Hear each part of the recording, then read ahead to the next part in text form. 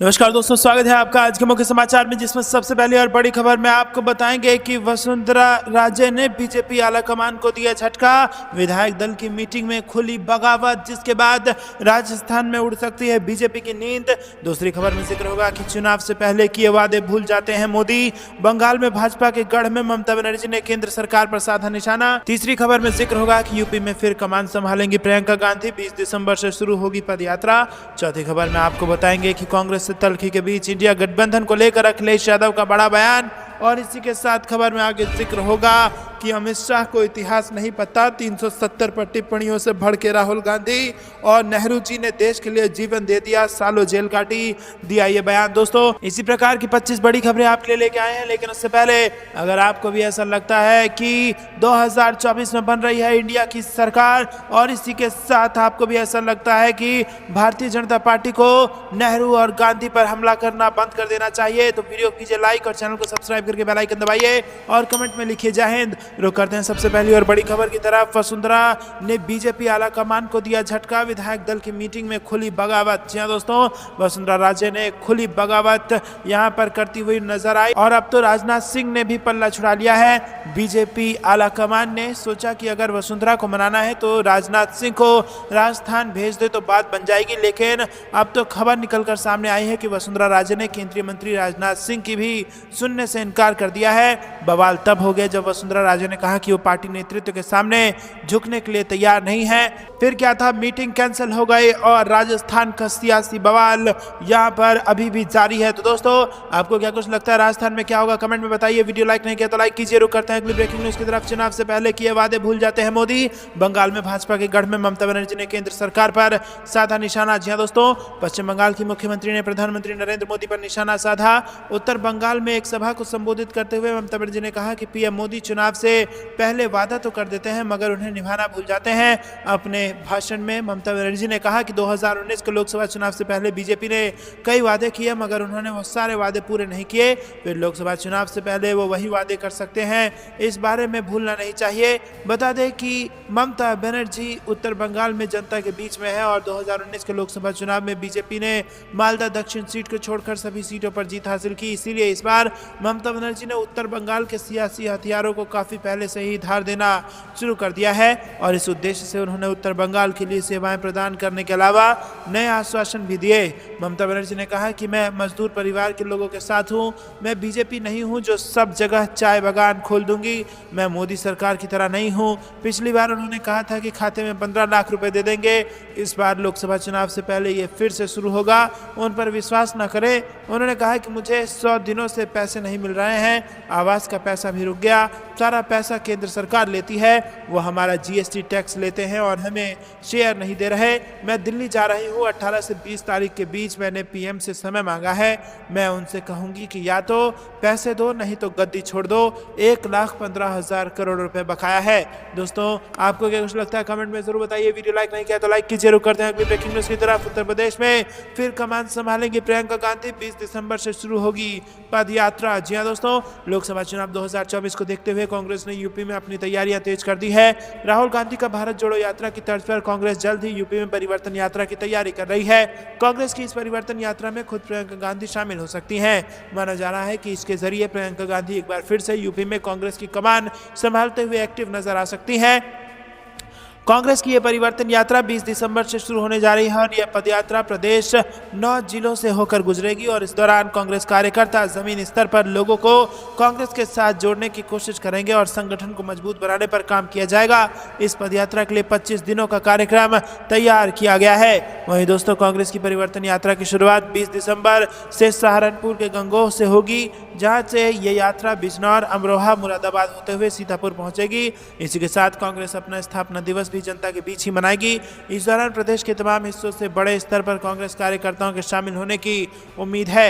रुक करते हैं अगली ब्रेकिंग न्यूज की तरफ। कांग्रेस से तल्खी के बीच इंडिया गठबंधन को लेकर अखिलेश यादव का बड़ा बयान, कहा हमारा नया गठबंधन। जी हां दोस्तों, समाजवादी पार्टी के अध्यक्ष अखिलेश यादव ने एक बार फिर से बीजेपी और योगी सरकार पर जोरदार हमला किया है। सपा अध्यक्ष ने प्रदेश की कानून व्यवस्था को लेकर निशाना साधते हुए कहा कि प्रदेश में कानून व्यवस्था तो ऐसी है कि आपकी जेब खाली करा देगी और ऊपर से लाठी पड़ेगी वो अलग। यहाँ बीजेपी बीजेपी की मनमानी चल रही है। सपा अध्यक्ष ने इस दौरान इंडिया गठबंधन को लेकर भी बात की और कहा कि पीडीए नया गठबंधन है। दोस्तों रुक करते हैं अगली ब्रेकिंग न्यूज की तरफ। अमित शाह को इतिहास नहीं पता, 370 पर टिप्पणियों से भड़के राहुल गांधी। जी दोस्तों, केंद्रीय गृह मंत्री अमित शाह ने जम्मू कश्मीर में अनुच्छेद 370 पर चर्चा के दौरान देश के प्रथम पीएम पंडित जवाहरलाल नेहरू पर की गलतियों को उजागर किया था और अमित शाह ने कहा था कि यदि नेहरू जी उस समय संघर्ष विराम नहीं करते तब भारतीय सेना युद्ध जीत रही थी तो आज पीओके भी भारत के पास होता।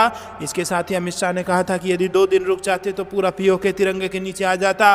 अमित शाह के इस बयान पर कांग्रेस नेता राहुल गांधी ने जमकर प्रतिक्रिया दी है और आईना दिखाया है। कांग्रेस के पूर्व राष्ट्रीय अध्यक्ष राहुल गांधी ने कहा कि अमित शाह को इतिहास नहीं पता।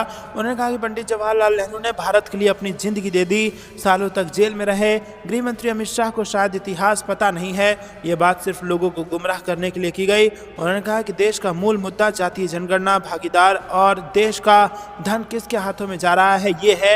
इस मुद्दे पर भाजपा के लोग चर्चा नहीं करना चाहते, इससे डरते हैं और भागते हैं। हम इस मुद्दे को आगे लेकर जाएंगे और गरीब लोगों को उनका हक हम दिलवाएंगे। बता दें कि सुप्रीम कोर्ट द्वारा 370 हटाने के फैसले को वैध और देशहित में ठहराए जाने के बाद अमित शाह ने विपक्ष पर हमला किया था।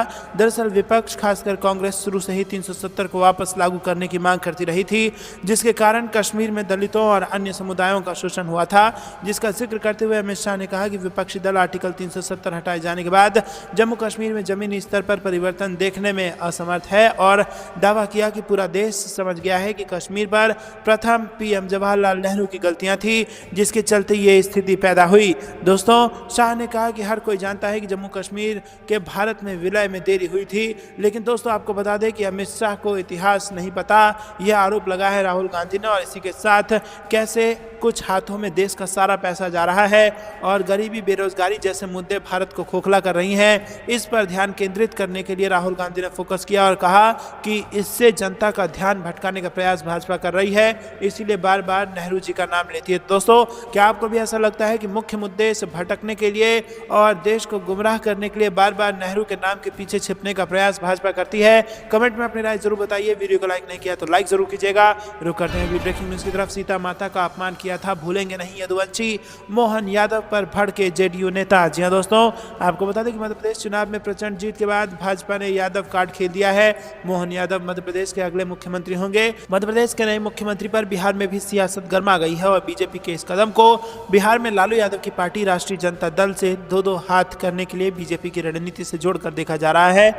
वहीं इसे लेकर अब आरजेडी की गठबंधन सहयोगी जनता दल यूनाइटेड का बयान आ गया है। जेडीयू ने बीजेपी के इस दाव के पीछे जातिगत जनगणना की रिपोर्ट जारी किए जाने के बाद बने दबाव का प्रभाव बताया।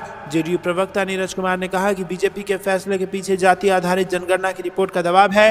उन्होंने कहा कि बिहार में जाति आधारित जनगणना की रिपोर्ट जारी किए जाने के बाद से बीजेपी बेचैनी में है और इसीलिए मोहन यादव को एमपी का सीएम बनाने का फैसला हुआ है। वहीं दोस्तों, नीरज कुमार ने यह भी कहा कि मोहन यादव के चेहरे का बिहार में बीजेपी को कोई फायदा नहीं होगा। उन्होंने आगे कहा कि मोहन यादव ने माता सीता को लेकर आपत्तिजनक बयान दिया था। रुक करते हैं अगली ब्रेकिंग न्यूज की तरफ। कांग्रेस ने सरकार से पूछा सवाल, पूछा मोदी की गारंटी की आखिर वारंटी क्या है? जी हां दोस्तों, कांग्रेस ने सरकार से आम लोगों को गुमराह न करने की सलाह देते हुए मंगलवार को कहा कि सत्ता पक्ष ने अब मोदी की गारंटी के नए जुमले गढ़े हैं, लेकिन सरकार को यह बताना चाहिए कि गारंटी की वारंटी क्या है। लोकसभा में विपक्षी दल के नेता अधीर रंजन चौधरी ने साल 2023-24 के लिए अनुदानों की अनुपूरक मांगे, प्रथम बैच और साल 2020-21 के लिए अतिरिक्त अनुदानों की मांगों पर चर्चा के दौरान सरकार पर निशाना साधा। उन्होंने कहा कि आम लोगों को गुमराह करना सरकार का काम नहीं होता, सरकार इससे बाज आ जाए। उन्होंने कहा कि सरकार की तरफ से रोजाना सकल घरेलू उत्पाद यानी कि जीडीपी की बात सुनाई जाती है, लेकिन उसे क्या पता है कि लोगों के आर्थिक हालात क्या हैं। उन्होंने कहा कि सरकार को इस तरह से जनता को बरगलाना नहीं चाहिए। चौधरी ने कहा कि रोज सुबह से शाम तक अब नया जुमला मोदी की गारंटी सुनने को मिल रहा है और इससे पहले तक मोदी है तो मुमकिन है का नारा था। रुक करते हैं ब्रेकिंग न्यूज की तरफ। मर जाना बेहतर, शिवराज के तेवर से क्या राजधानी में होगा खेला, वसुंधरा की लगेगी लॉटरी। जी हाँ दोस्तों, आपको बता दें कि मध्य प्रदेश में शिवराज सिंह चौहान को हटाकर मोहन यादव को नया मुख्यमंत्री चुना गया। इसके बाद से ये लग रहा था कि सब कुछ ठीक रहेगा, पार्टी नेतृत्व के फैसले पर कोई आवाज बुलंद नहीं करेगा। हालांकि आलाकमान के इस फैसले पर अब बगावती सुर सामने आने लगे हैं। पार्टी के दिग्गज नेता और पूर्व सीएम शिवराज सिंह चौहान ने खुद आवाज बुलंद की है। उन्होंने दो टूक कहा है कि अपने लिए पद मांगने से बेहतर वो मर जाना पसंद करेंगे। उन्होंने खुद के लिए दिल्ली नहीं जाने की भी बात कही और जिस तरह से शिवराज मामा ने पूरी बात रखी उससे कई सवाल खड़े हो गए हैं। सबसे बड़ी बात तो यही है कि शिवराज के इस तेवर का असर राजस्थान पर तो नहीं दिखेगा। दरअसल दोस्तों, राजस्थान में नया सीएम कौन होगा इसको लेकर जो उठापटक मची थी उसने राजस्थान में बीजेपी को जबरदस्त नुकसान पहुंचाया और अब मध्य प्रदेश में भी कहीं ना कहीं मामा को गद्दी से हटाना बीजेपी को 2024 में बड़ा नुकसान साबित कर सकता है। आपको क्या कुछ लगता है कमेंट में जरूर बताइए। वीडियो लाइक नहीं किया तो लाइक जरूर कीजिएगा। रुक करते हैं ब्रेकिंग न्यूज की तरफ। भारत में रोजगार सृजन सबसे बड़ी चुनौती, पूर्व आरबीआई गवर्नर राजन ने आरक्षण पर कही ये बात। जी हां दोस्तों, रिजर्व बैंक ऑफ इंडिया के पूर्व गवर्नर रघुराम राजन ने कौशल विकास के जरिए मानव पूंजी में सुधार की पुरजोर वकालत करते हुए कहा कि दुनिया में सबसे तेजी से बढ़ती अर्थव्यवस्था भारतीय अर्थव्यवस्था सबसे ज्यादा रोजगार सृजन के दबाव का सामना कर रही है। और पेंसिल्वेनिया स्टेट यूनिवर्सिटी में अर्थशास्त्र के सहायक प्रोफेसर रोहित लांबा और उनके द्वारा संयुक्त रूप से लिखी गई पुस्तक ब्रेकिंग द मोल्ड और री इमेजिंग इंडियाज इकोनॉमिक फ्यूचर के बारे में बात करते हुए राजन ने कहा कि भारत की सबसे बड़ी ताकत में से एक इसकी 1.4 अरब की मानव पूंजी है और अब सवाल यह है कि आप इसे मजबूत कैसे बनाएंगे। पूर्व आरबीआई गवर्नर ने आरक्षण पर यह बयान दिया है। आपको क्या कुछ लगता है दोस्तों कमेंट में जरूर बताइए। रुक करते हैं अगली ब्रेकिंग न्यूज की तरफ जो कि कर्नाटक से आ रही है, जहां पर बीजेपी में अंदरूनी कलह बढ़ी। येदियुरप्पा पर आला कमान को ब्लैकमेल करने का लगा आरोप। जी हां दोस्तों, कर्नाटक में भाजपा के वरिष्ठ विधायक बसनगौड़ा पाटिल यत्नाल के पूर्व मुख्यमंत्री बीएस येदियुरप्पा पर अपने बेटे बीवाई विजयेंद्र को अध्यक्ष पद पर बिठाने के लिए आला कमान को ब्लैकमेल करने का आरोप लगाने के बाद पार्टी में अंदरूनी कलह बढ़ गई है। सोमवार रात आरोप लगाने के बाद विधायक ने कहा कि पता नहीं हाईकमान क्यों डर गया है। वो अनुशासन की बात करते हैं, क्या हम गुलाम हैं? क्या हमारे पास ताकत नहीं है? हमें भी जनता का समर्थन हासिल है। येदियुरप्पा ने केंद्रीय नेताओं को यह कहकर ब्लैकमेल किया था कि वो 2025 के लोकसभा चुनावों के लिए प्रचार नहीं करेंगे। उन्होंने आला कमान से कहा कि वो राज्य भर में नहीं घूमेंगे और खुद को शिवमोगा जिले तक ही सीमित रखेंगे। विधायक ने यह भी दावा किया कि इस साल के विधानसभा चुनाव में पूर्व मंत्री वी सोमन्ना को बलि का बकरा बनाया गया था। रुक करते हैं अगली ब्रेकिंग न्यूज की तरफ। मराठा आरक्षण आंदोलन के बीच अध्यक्ष ने दे दिया इस्तीफा। महाराष्ट्र पिछड़ा वर्ग पैनल टूट रहा है। जी हां दोस्तों, ऐसे समय में जब एकनाथ शिंदे के नेतृत्व वाली महाराष्ट्र सरकार आरक्षण को लेकर मराठा आंदोलन से निपटने के लिए संघर्ष कर रही है, महाराष्ट्र राज्य पिछड़ा वर्ग आयोग और क्वासी जुडिशियल बॉडी जो आरक्षण के लिए जातियों को शामिल करने और बाहर करने पर निर्णय लेता है वो टूट रहा है। स्वतंत्र माने जाने वाले आयोग के कामों में सरकारी हस्तक्षेप का हवाला देते हुए 2 सदस्यों के इस्तीफे के बाद आयोग के अध्यक्ष बॉम्बे उच्च न्यायालय के पूर्व न्यायाधीश आनंद निरगुड़े ने भी बिना कोई कारण बताए अपना इस्तीफा दे दिया है। इससे पहले मुंबई हाईकोर्ट और औरंगाबाद पीठ में प्रैक्टिस करने वाली वकील बालाजी कालिरकर और अन्य पिछड़ा वर्ग के कार्यकर्ता ने आयोग के कुछ अन्य सदस्यों और राज्य सरकार के साथ मतभेदों के चलते इस्तीफा दिया था। रुक करते हैं अगली ब्रेकिंग न्यूज की तरफ। लोकसभा में पेश 3 नए क्रिमिनल लॉ विधेयक पास। स्टैंडिंग कमेटी की सिफारिशों के बाद लाए जाएंगे नए बिल। जी हां दोस्तों, देश में क्रिमिनल जस्टिस सिस्टम में सुधार के लिए लोकसभा में पेश 3 नए आपराधिक कानून विधेयकों को केंद्र ने वापस ले लिया है। ये फैसला केंद्र सरकार ने संसदीय स्थायी समिति की सिफारिशों के बाद लिया है। जानकारी के मुताबिक स्टैंडिंग कमेटी की कुछ सिफारिशों के आधार पर नए बिल लाए जाएंगे। दरअसल सरकार ने भारतीय न्याय संहिता विधेयक 2023, भारतीय नागरिक सुरक्षा संहिता विधेयक और भारतीय साक्ष्य विधेयक 2023 को वापस ले लिया है और ये विधेयक 11 अगस्त को मानसून सत्र के दौरान संसद में पेश किए गए थे। ये तीनों विधेयक भारतीय दंड संहिता, आपराधिक प्रक्रिया संहिता और भारतीय साक्ष्य अधिनियम के बदले लाए गए थे। दोस्तों, इसके बाद 3 विधेयकों को संसद की चयन समिति के पास भेजा गया था और समिति को 3 महीने के अंदर अपनी रिपोर्ट सौंपनी थी। मीडिया रिपोर्ट के मुताबिक संसद में बिल पेश करने के दौरान केंद्रीय गृह मंत्री अमित शाह ने कहा कि इनका मकसद सजा नहीं बल्कि न्याय दिलाना है। रुक करते हैं अगली ब्रेकिंग न्यूज की तरफ जो कि राजस्थान से आ रही है। भाजपा का संदेश, वसुंधरा राजे खुद ही तय कर लें राजनीति की पारी। जी दोस्तों, छत्तीसगढ़ और मध्य प्रदेश में मुख्यमंत्री के चेहरे ने राजस्थान को सीधा संदेश दिया है और भाजपा महासचिव अरुण सिंह पहले कह चुके हैं संसदीय बोर्ड के निर्णय को सभी को मानना पड़ेगा। भाजपा मुख्यालय में भी हर व्यक्ति पहले से आश्वस्त है कि राजस्थान में वसुंधरा कोशिश चाहे जितनी कर ले लेकिन मुख्यमंत्री नया चेहरा ही होगा। तो दोस्तों, ऐसा हुआ भी और वसुंधरा राजे के हाथ गद्दी नहीं लगी और इसके बाद अब राजस्थान में घमासान मचना लगभग तय है। और अब यहाँ पर शपथ ग्रहण से पहले भी कोई बड़ी खबर राजस्थान की सियासत को लेकर आ सकती है। पल पल की अपडेट्स आपको देते रहेंगे, लेकिन वीडियो को लाइक करके चैनल सब्सक्राइब करके बेल आइकन जरूर दबाइएगा। रुक करते हैं अगली ब्रेकिंग न्यूज़ की तरफ। बीजेपी की मुसीबत बढ़ा सकता है शिवपाल यादव का दावा, कांग्रेस के लिए बड़ी राहत। जी दोस्तों, सपा नेता शिवपाल यादव बीते दिनों अमेठी के दौरे पर थे और इस दौरान उन्होंने पत्रकारों के साथ बातचीत में कई सवाल पर जवाब दिया। सपा नेता ने अपने बयान में एक बड़ा दावा किया है। जी दोस्तों, आपको बता दें कि सपा नेता शिवपाल यादव अमेठी के दौरे पर थे और यहाँ पर उन्होंने कहा कि यहाँ की जनता को उनके बारे में पता है और आप लोगों को भी पता होगा। मैंने जो आज माहौल देखा है, कहीं यहाँ की जनता स्मृति ईरानी को हरा कर ना भेज दे। अमेठी से उम्मीदवार उतारने के सवाल पर उन्होंने कहा कि हमारा राष्ट्रीय नेतृत्व तय करेगा कहाँ से किसके उतारा जाए। वहीं दोस्तों, शिवपाल यादव ने कहा कि अभी समय है, अभी इस पर विचार विमर्श होगा, इसके बाद चाहे तो प्रत्याशी भी उतारा जाएगा। अखिलेश यादव ने चुनाव प्रचार के दौरान कहा था कि अच्छा हुआ कि कांग्रेस का चाल चरित्र पहले पता चल गया, तो क्या आगामी चुनाव में गठबंधन होगा। इस सवाल पर उन्होंने कहा कि हमारी पूरी तरह से राय है कि बीजेपी को हटाने के लिए इंडिया गठबंधन जो बना है वो मजबूत हो और इससे स्पष्ट हो गया है कि सपा इंडिया गठबंधन के साथ रहेगी। तो दोस्तों, क्या आपको भी ऐसा लगता है कि इंडिया गठबंधन बीजेपी को 2024 में बीजेपी का रथ रोक पाएगी? कमेंट में अपनी राय जरूर बताइए। वीडियो लाइक नहीं किया तो लाइक कीजिएगा। रुक करते हैं अगली ब्रेकिंग न्यूज़ की तरफ। एक गाँव की ईवीएम को मतगणना में नहीं किया गया शामिल, पीठासीन अधिकारी पर होगी कार्रवाई। जी दोस्तों, विधानसभा चुनाव के दौरान पिपरिया में बड़ी लापरवाही सामने आई है। यहां नंदवाड़ा गांव में वोटिंग के बाद ईवीएम को मतगणना में शामिल नहीं किया गया।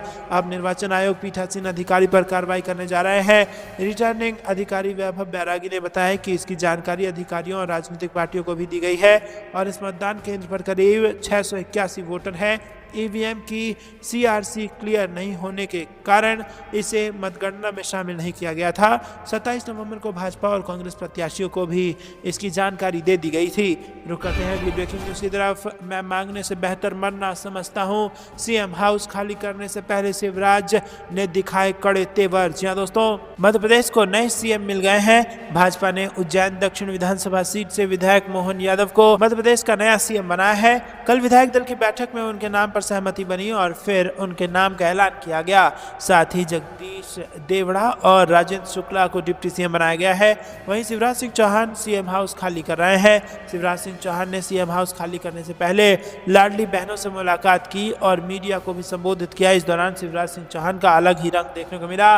दोस्तों, शिवराज सिंह चौहान की सीएम हाउस से विदाई से पहले लाडली बहनें उनसे मिलने पहुंची। इस दौरान शिवराज सिंह से मिलकर लाडली बहनों की आंखें छलक आई। वहीं शिवराज सिंह चौहान भी बहनों के साथ भावुक हो गए। वहीं लाडली बहनों से मुलाकात के बाद शिवराज सिंह ने मीडिया को संबोधित किया और बड़ी बात कह दी और कहा कि मेरे मन में आज एक संतोष का भाव है। 2003 में उमा जी के नेतृत्व में सरकार बनी थी, मैंने उसी को आगे बढ़ाया। आज मैं यहां से विदाई ले रहा हूं। मुझे संतोष है कि 2023 में फिर बीजेपी की सरकार बनी। मैंने पूरी प्रामाणिकता और पूरी ईमानदारी के साथ खुद को प्रदेश के विकास में झोंका। वहीं उन्होंने प्रदेश की जनता से माफ़ी मांगते हुए कहा कि मेरे फैसले से किसी जनता और साथियों और सहयोगियों को तकलीफ हुई हो तो मैं माफ़ी मांगता हूं।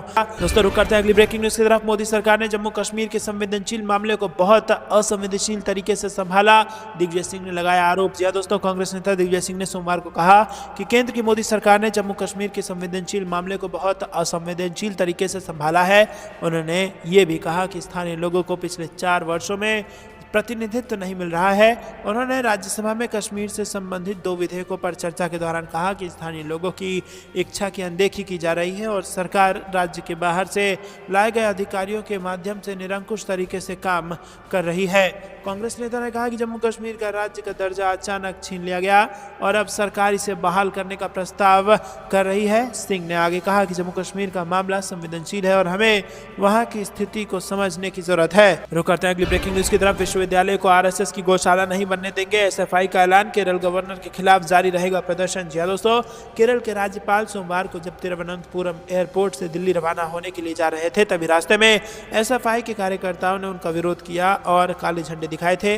राज्यपाल आरिफ मोहम्मद खान ने आरोप लगाया कि उनकी गाड़ी में टक्कर मारी गई और इस घटना के पीछे मुख्यमंत्री पिनराई विजयन का हाथ है। अब इसको लेकर एसएफआई का बयान आया है। एसएफआई के राज्य सचिव पीएम आरशो ने कहा कि इस हम विश्वविद्यालय को आरएसएस की गौशाला नहीं बनने देंगे और राज्यपाल के खिलाफ एसएफआई का प्रदर्शन जारी रहेगा।